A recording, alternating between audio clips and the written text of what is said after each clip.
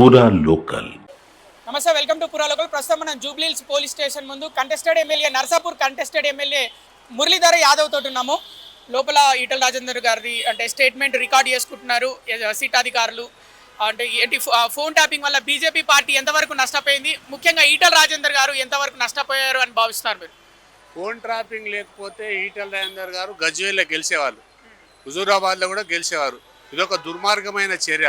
గత ప్రభుత్వము ఇట్లాంటి వ్యక్తిగత స్వేచ్ఛలను, భార్యాభర్తల విషయాలను, సినిమా యాక్టర్ల విషయాలను, హైకోర్టు జడ్జిల విషయాలను, హవాలా విషయం ఎన్నో వ్యాపారస్తులను భయపట్టించే విధంగా గత ప్రభుత్వం చేసింది. రేవంత్ రెడ్డి గారి మీద నమ్మకం లేదు, ఎందుకంటే ఈ ప్రభుత్వం మీద కూడా నమ్మకం లేదు. ఒకవేళ ఇవన్నీ కలెక్ట్ చేసిన తర్వాత కూడా ఎవరైతే ఈ ఫోన్ ట్యాపింగ్ చేయించారో వాళ్ళకి ఖచ్చితంగా శిక్ష పడాలి. ఇట్లాంటి పిలిచి స్టేట్మెంట్లు తీసుకోవడమే కాదు, నిజంగా ఇంకొకసారి చేయొద్దు, వ్యక్తిగత స్వేచ్ఛను హరించొద్దు అంటే ఫోన్ ట్యాపింగ్ చేసిన వాళ్ళకి ఖచ్చితంగా శిక్ష పడాలి. కాబట్టి మేము అందరం కూడా డిమాండ్ చేస్తున్నాం, ఈటల రాజేందర్ లాంటి పెద్ద పెద్ద వ్యక్తుల ఫోన్ ట్రాపింగే కాకుండా హైకోర్టు జడ్జిల లాంటి వాళ్ళే కూడా ఫోన్ ట్రాపింగ్ చేశారు. ఇది దుర్మార్గమైన చర్య, దీనికి ఖచ్చితంగా పనిష్మెంట్ ఉండాలి. ఎవరు కూడా ఇక మీదట చేయొద్దంటే చేసిన వాళ్ళకి, అధికారులకు కానీ మిగతా వాళ్ళకి ఖచ్చితమైన శిక్ష పడాలని చెప్పేసి ఈ సందర్భం కోరుతున్నాం. 2023 అసెంబ్లీ ఎన్నికల్లో ఫోన్ ట్యాపింగ్ జరగకపోతే బీజేపీ పార్టీ మరికొన్ని సీట్లు గెలిచేదా? ఇంకో 10-15 సీట్లు ఈజీగా వచ్చేది. ప్రతి వ్యక్తి ఎక్కడెక్కడైతే గెలుస్తుండో వాళ్ళందరినీ కూడా ఫోన్ ట్రాపింగ్ చేసి, ఉదాహరణకు మా ఫోన్లు కూడా ట్రాపింగ్ చేసి మేము ఎవరితో మాట్లాడుతున్నాం, ప్రజలతోని, సర్పంచులతో మాట్లాడుతున్నాం, వాళ్ళని కూడా తెలిసి వాళ్ళందరినీ కొనుక్కొని అధికారంలోకి వచ్చారు. అయినా సరే ఓకే, అట్లాంటి దుర్మార్గమైన ఒక పార్టీ ఎప్పుడు అధికారంలో ఉండదు. ప్రజలు మెచ్చే నాయకుడు కావాలి, ప్రజలు నచ్చే విధంగా పనిచేయాలి. ఇట్లాంటి దుర్మార్గమైన చర్యను ఎవరు కూడా సహించరు. ఖచ్చితంగా శిక్ష పడాలని డిమాండ్ చేస్తున్నాం. అంటే కొత్త ప్రభుత్వం వచ్చి, కాంగ్రెస్ ప్రభుత్వం వచ్చి 18 నెలలు నడుస్తుంది. వచ్చినప్పటి నుంచి ఫోన్ ట్యాపింగ్ నడుస్తూనే ఉంది. కానీ ఈ విషయంలో, ఫోన్ ట్యాపింగ్ విషయంలో ఒక్కరు కూడా అరెస్ట్ కాని పరిస్థితి, విచారణ మాత్రమే జరుగుతుంది. దీంట్లో ముఖ్యమైన వ్యక్తి ప్రభాకర్ రావు, మరి ఆయన అరెస్ట్ కూడా జరగలేదు. దీన్ని మీరు ఏ విధంగా చూస్తారు? ఈ ప్రభుత్వం మీద మాయమాటలు చెప్పి అధికారంలోకి వచ్చిన ప్రభుత్వం మీద ఏ విషయంలో కూడా నమ్మకం లేదు. మహిళలకు ఇస్తాన్న తులం బంగారం కావచ్చు, ఏ విషయంలో ఈ ప్రభుత్వం రేవంత్ రెడ్డిని ప్రజలు నమస్తారు. అసలు ప్రభుత్వం అధికారంలో ఉందా, అధికారుల మీద పట్టేలేదు. రేవంత్ రెడ్డి ప్రభుత్వం శిక్ష చేస్తాను ప్రజలకు ఎవరికి కూడా నమ్మకం లేదు. ఎందుకంటే ఎన్నికలలో ఇచ్చిన హామీలు కూడా ఇవి కూడా నెరవేర్చలేదు.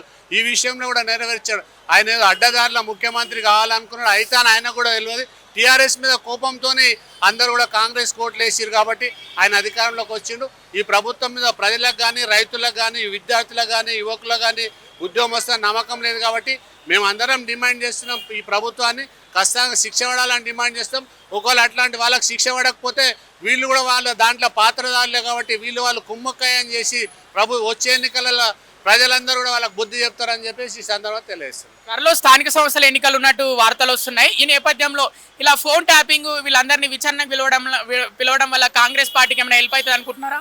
అనే ఉద్దేశంతోనే పిలుస్తున్నారు. ప్రభుత్వం వచ్చి 18 నెలలు అయింది, ఇప్పటిదాకా ఎలాంటి చర్యలు కూడా లేవు. స్థానిక సంస్థల ఎన్నికలు ఎప్పుడో పెట్టాలి, కానీ ఇంతవరకు లేట్ చేశారు. ఇప్పుడు పెడతారని నమ్మకం లేదు. పెడతామని చెప్పేసి మొన్నటి వరకు మంత్రివర్గం ఇస్తున్నా అన్నారు. అట్లా ఎన్నో చెప్తున్నారు మాయమాటలు. కానీ ఈ ప్రభుత్వాన్ని ప్రజలు కానీ, నాయకులు కానీ ఎవరు నమ్మే పరిస్థితి లేదు.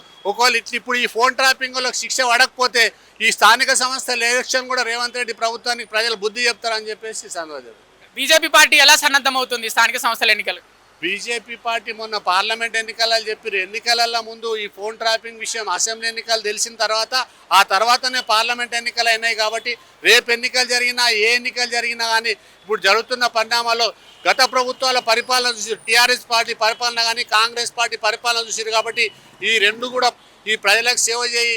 ఇవాళ మోడీ ప్రభుత్వం ఎంత మంచిగా పనిచేస్తుంటే, ఈ ఫ్లైఓవర్లు కావచ్చు, నేషనల్ హైవేస్ కావచ్చు, ప్రతి అంశంలో కూడా, మొన్న జరిగిన యుద్ధంలో కూడా కావచ్చు, మోడీ గారు తీసుకుంటున్న ప్రతి నిర్ణయం ప్రజలు నమ్ముతున్నారు. కాబట్టి ముఖ్యంగా చదువుకున్న వాళ్ళు, యువకులు నమ్ముతున్నారు. కాబట్టి వచ్చే స్థానిక ఎన్నికలు కాదు, ప్రభుత్వం కూడా బీజేపీ ప్రభుత్వం వస్తుందని చెప్పేసి సంతానం తెలియజేస్తుంది.